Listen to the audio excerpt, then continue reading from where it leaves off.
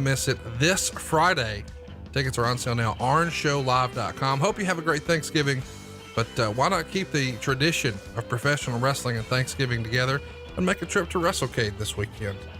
Let's get into Survivor Series, man. That's our topic today, Survivor Series 1988. And what a big show this was. It's your first WWF pay-per-view. We even let fans ask questions. Stay tuned till the end to see if we ask your question. If you want to ask a question anytime here on the show, just follow us on Twitter at The Arn Show.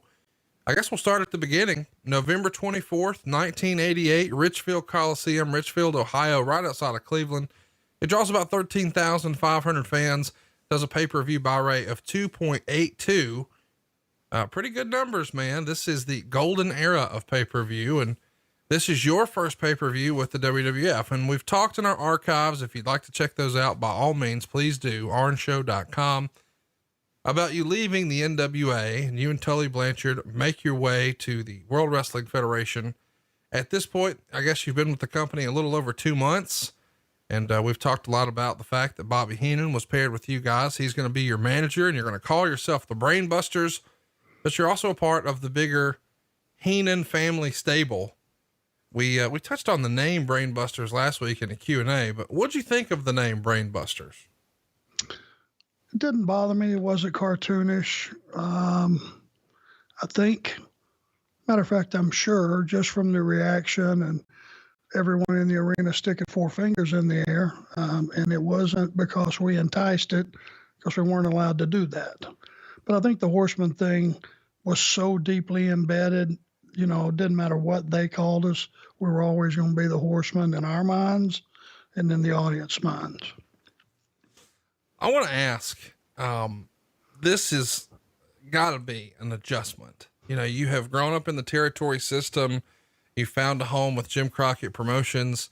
The NWA has reached new heights under Jim Crockett, and it feels like that's, you know, the absolute big leagues. And you certainly told us that every time you got behind the microphone on that TBS set. But now you're in New York. When you're sort of comparing the culture of the companies, how would they compare in 1988?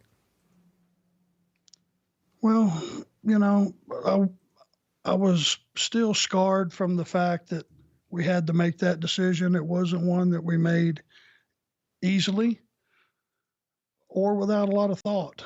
And I thought I was going to be in Jim Crockett Promotions forever. And then things took a turn, and we made the decision to go to the WWF with a lot of conversation behind it. And we knew it was going to be starting over, but we also were very confident in our abilities. And when we got there, it was totally different.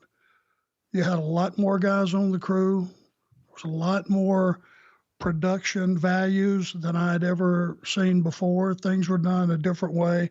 We had a separate day to do interviews for Jim Crockett, did them on Wednesday. We did interviews, local interviews for WWF when we got to TV. So we would try to get there early, be the first ones in line to do our promos and get those things done. We wanted to make sure they were done properly. And it was just a whole different mindset, a whole different way of doing business. You did TV every 3 weeks. Think about that. Every 3 weeks, and there was nothing in between. So that alone was really, really different.